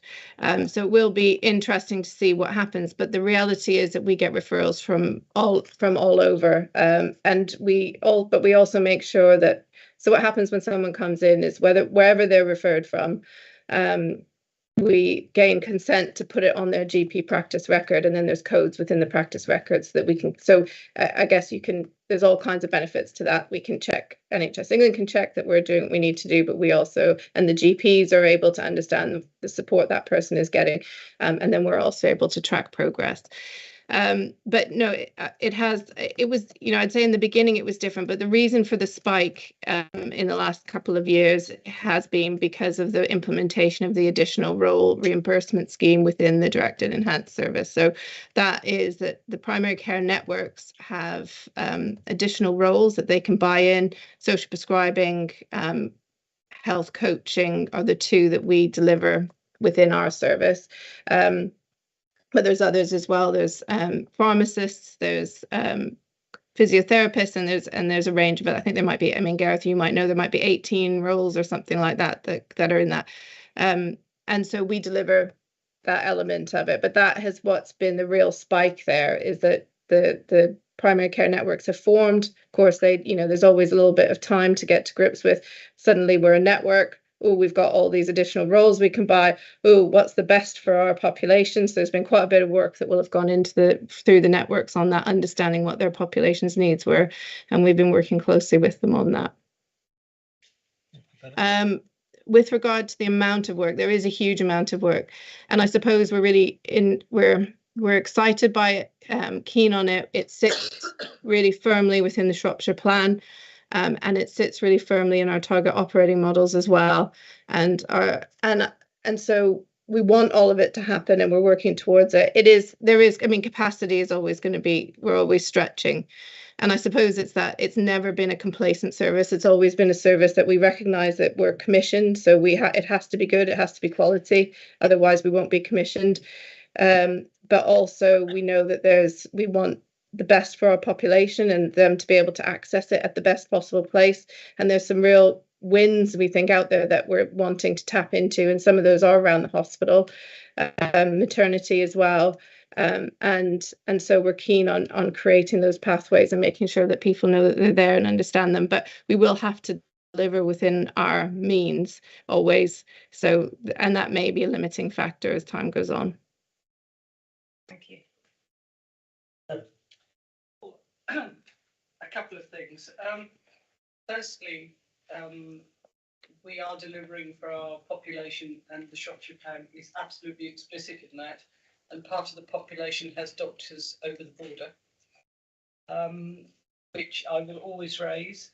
I do know that Montgomery Medical Practice do prescribe exercise on prescription. They do that into Spark, Bishop's Castle. And I wondered whether, with the figures that the JNSA have now collected and so on, whether actually we might have more contact with those, because it's not just my area that actually has doctors over the border, it's a number. And when we have issues, it's us that pick up the issues around, I don't know, people who are suffering from postnatal issues, all sorts of things. And the adult social care and so on. So there is a reason for us to actually try and talk to those doctors across the border about social prescribing. And looking at the young people's section, that young people who are cross-border and so on, and how cross-border doctors will be picked up in their secondary school, which is great. And therefore there's another way of referral in, because there are many of them who have quite isolated lives who actually can't access services. And I'm particularly interested in developing a new care pathway using CAMS. CAMS has not got a great history. And so I'm fascinated to see how that might be developing for young people, certainly across all areas of Shropshire, but particularly mine, because the waiting lists have been so awful. Yeah, so I was slightly steering away from that because my colleague Naomi Roach is leading on that, and the detail sits there. So on that one, we are working, it's a national pilot, so it's called Inspire, and it's with Anna Freud Centre and I believe it's University College London, around developing those pathways. And it's quite exciting, that is, but it is around those children on the waiting list, and we've been working through how can we support those children who are waiting, who do need something, and how can we support them in the meantime. So that is all part of it, and I think it will be interesting for us to see, because there's that element, isn't there, of what's clinical and what's a clinical need and what's a non-clinical need. And I think sometimes with mental health, there can be great strides made in a non-clinical way. Doesn't mean it's the only answer, but just that it, it'll be interesting to see what strides we can make in that place. So yeah, no, that work is ongoing. With regard to the cross-border, we didn't, in the southwest, as you'll know, what came, and I didn't sort of go into great detail on this because we haven't replicated it, although we have got another grant scheme that we're working on that is slightly different, but is building on the lessons that we learned from the Southwest. But coming out of COVID, we coupled the social prescribing service in the Southwest with a grant scheme, and that's made fantastic. So what happened with Spark in Bishop's Castle was that we grant funded them to do, as part of social prescribing, to put on some music and art work, and the kind of result of that is, after a couple of years now of that working through, they started with the rock project on a couple of weekends, gathered children interested in music. The children have kind of developed their own bands. They played at Party in the Park. They have an open mic night every week.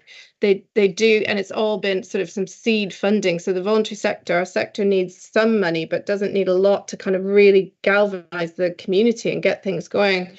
And there were something like 60 people at the last open mic night in the underground there in Bishop's Castle. So, I mean, that, and then just to add on to that, I mean, one of the things is now that we've gone out for this sort of this grant funding opportunity around children and young people for the whole county. And the Bishop's Castle Town Council has applied for something specifically that builds on that approach. And so we're working with them on that. So there's some, you know, some great stuff we can do. And on the cross border, we never limited it to just Shropshire children because we recognise that children were coming across the border. It was too hard to, it's just too hard to kind of navigate that and saying you're allowed and you're not allowed. We just said that doesn't make sense, our children. So that's the ethos that we're working in. And I would just say, Heather, because we're coming on Friday, aren't we, to Bishop's Castle to do our JSNA kind of action planning work. So if we can put some of these into the feedback on that day, where we sit down and kind of go through the JSNA and then look at where the gaps are that we can fill. But I think that those cross-border issues, if we list them there, then we can make sure that specific work can be done on that. Thank you. Penny, it's all sweetness and light so far. Is there any bits which aren't working particularly well for you, which you want to highlight? Sorry, say that again. Are there any parts of the system which aren't working so well for you, which you want to highlight to the committee? It can't all be working perfectly. I think so I would just say there's probably a question mark over future funding from primary care networks. That would be the slight concern that we have. But on that note, we have always suggested that we are, we are as flexible as we can be and develop what's needed from a primary care network point of view. And so we anticipate working really closely with them going forward. So that's, and I guess that's where we're going to be for now and forever, aren't we? Around funding is going to be the kind of issue. Challenge. Chair. Tracy. Thank you. Thanks, Penny, for this. I actually work at Station Drive Surgery in Ludlow, which is pretty proactive with social prescribing. Just, do you think the increase in referrals 22-23, could that be a post-COVID thing? Because that's going to have an impact. We're seeing patients presenting with more complex issues around mental health, health and well-being in general. And I'm just wondering if it is a post-COVID spike, will that even out, do you think? I mean, you've had 52% increase in referrals. Would you expect that to even out as you get on top of that demand? I don't know is the answer to that question. I think there's a whole host of things. I think you're right. I think post-COVID, there's been huge issues, and especially in our children, young people population. I think people have been anxious to get out and about again. And I think social prescribing does help them. And but it has coincided also with the increase in capacity and referrals from primary care. So I don't see the demand coming down necessarily, but I think the ability that currently we are able to deliver against the demand that's coming through. So, I don't think I'm answering your question very well, but I don't necessarily think I've got an answer. I think there's lots of need out there that's unmet. So I think we will continue with the level of demand that we've got for some time. Fine, thank you. Go on. Thank you, Chair. So one comment and then one question. So my comment is to inform this committee that the Shropshire Social Prescribing team has got through to the finals of the LGC Awards because of the fabulous work that you've just all heard. So best of luck for that to Penny and the team. And then my question is this: so social prescribing is absolutely a positive, proactive prevention offer that we're really celebrating here today in Shropshire. But Penny, the offer is very much the anchor is the voluntary and community services in Shropshire, which you've kind of talked about and said how great they are. But is there anything this committee needs to consider around the VCS in Shropshire, and I guess how we want to kind of go further with social prescribing, with the VCS being that very strong partner that you obviously articulated to us today? No, thanks, Tanya. So I think you're absolutely right. The cornerstone is the voluntary sector. We need those things happening in community for people to access, and without that, it would be half a service. So and I guess that is, and again, that comes back to the question of, is it all sweetness and light? And I guess that there is that risk that we've got at the moment. So we talk about as a system wanting to prevent illness and prevent ill health, and where you get that real health improvement. And I think the concern is, I guess, that some people view this as a nice to have and don't recognize necessarily the real health improvement, not just well-being, not just nice to have, but actually that in turn to this delivery is actual improvements in health. And I guess that is, and we wouldn't have that without the voluntary sector. And so I guess that is a potential risk as well for the committee to consider, that without investment, so whilst the voluntary sector can do a lot more than we can for a whole range of reasons. They work with volunteers, but they're not free. I mean, the volunteers are generally, but actually to coordinate volunteers and to make things happen, that isn't free. So whilst they can do it for a lot less than we can, we still have to invest. And so there is something about, as a system, are we truly behind investment in our voluntary and community sector? Are we truly behind making prevention the focus of the work that we do? And if we are, then programs like this will be at risk if we don't do something about that. Thank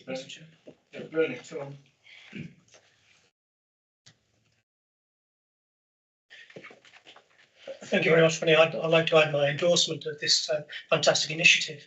Just a couple of questions. First is, who is the PCN in Shrewsbury link? And secondly, are you formally liaising with Shrewsbury Town Council that does provide some services, in particular youth services? Yeah, so we work, we have a lot of tentacles with all our partners. So on that second question, we are working, we have connections with the town council, and we do discuss and meet with them over the time we have done. At the moment, I'm trying to think if we got any specific piece of work going on with them. I'm not sure, although our outreach officers do work really hand in hand with them, and we work hand in hand with our outreach officers. So that's the team managed by Helena Williams. So there's quite a lot going on in that space at the moment, and I think through the integration pilot there'll be a lot more, or test and learn.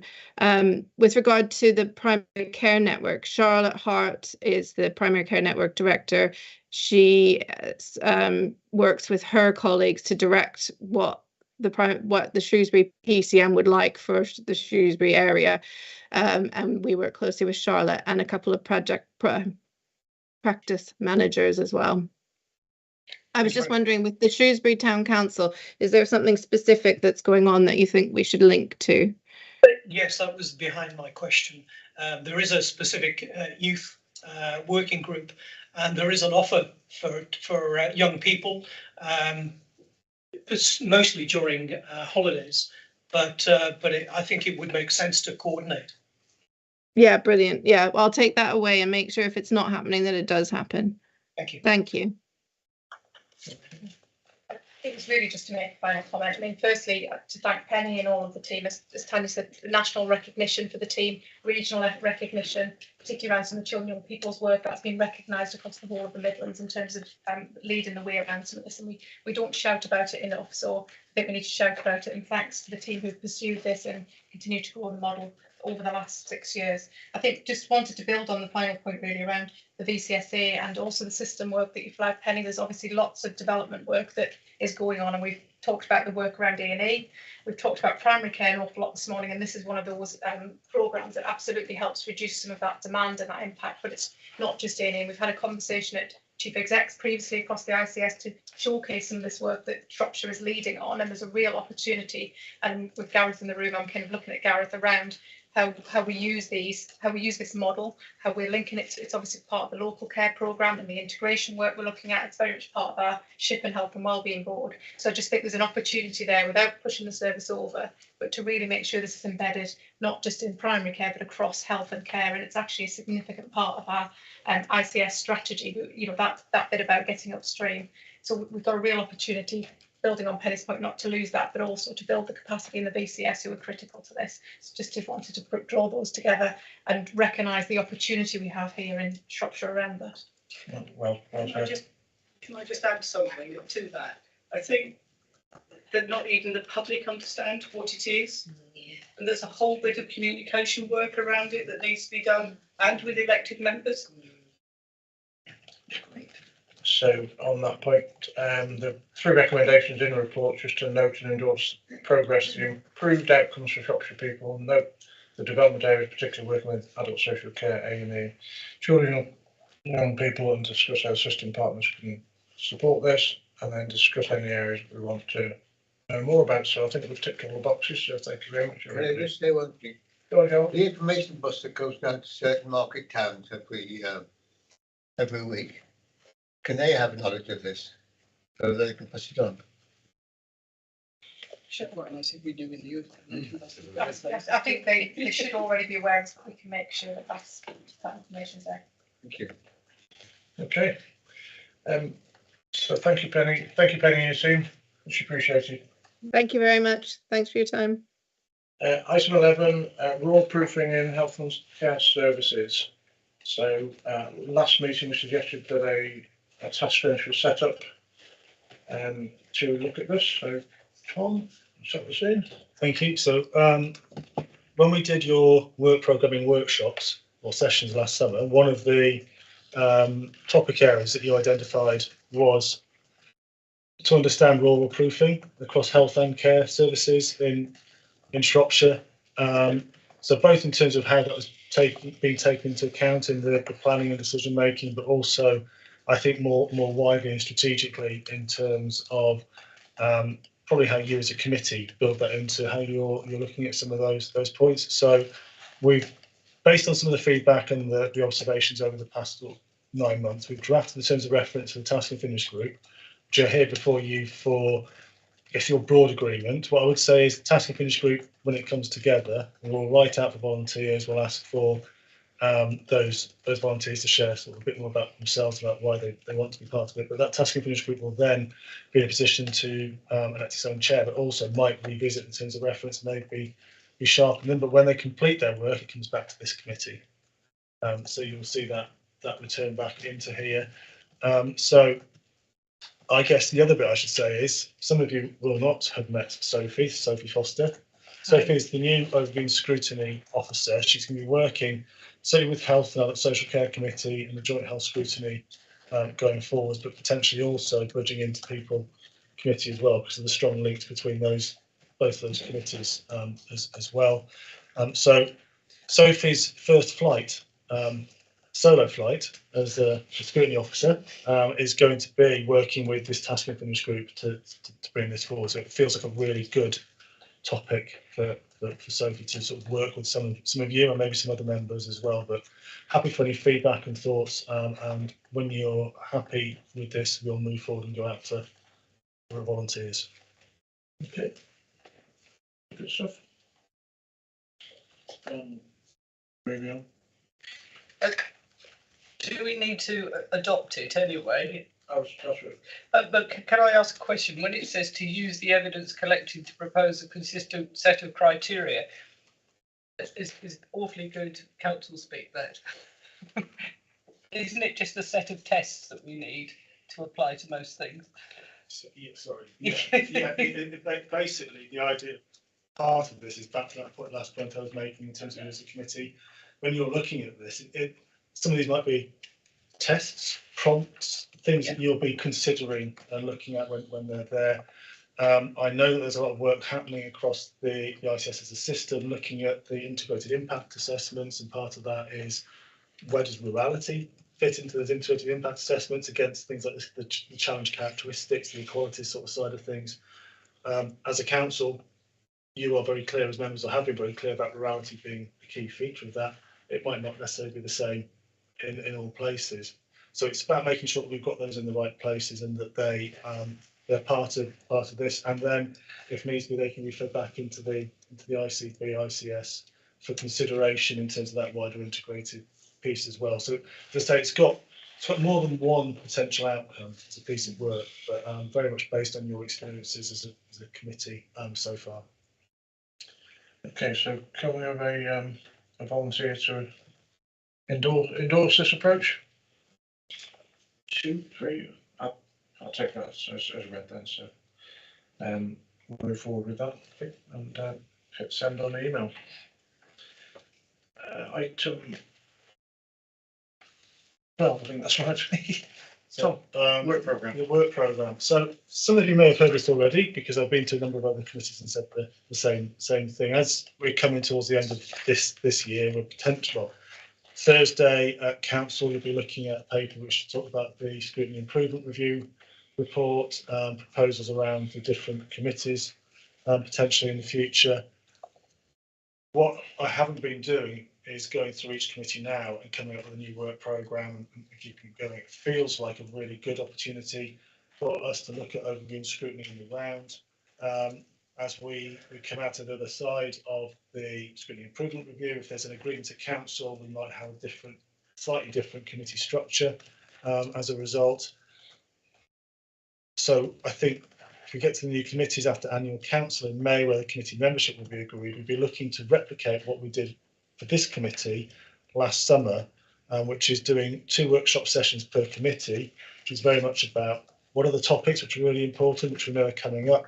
Can we hear from directors, portfolio holders, assistant directors? I think in this case, for this committee, really important that we get input from like Gareth and others from across the NHS systems about what's coming forward as well, so that we can have a conversation at that first meeting about what are the big topics, which of these are the priorities. So we'll hopefully have a prioritisation matrix or tool we can use to confirm what they are.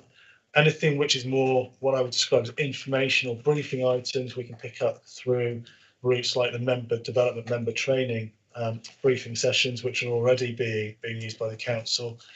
Then we can move to the second workshop with those prioritised topics, which you've prioritised, and we can work through more completely about what it is you want to achieve, what impact you expect to want to get to, what do you need to know or hear or be informed about to help you get to that, and how do we make sure that you have that, who do we need to hear from.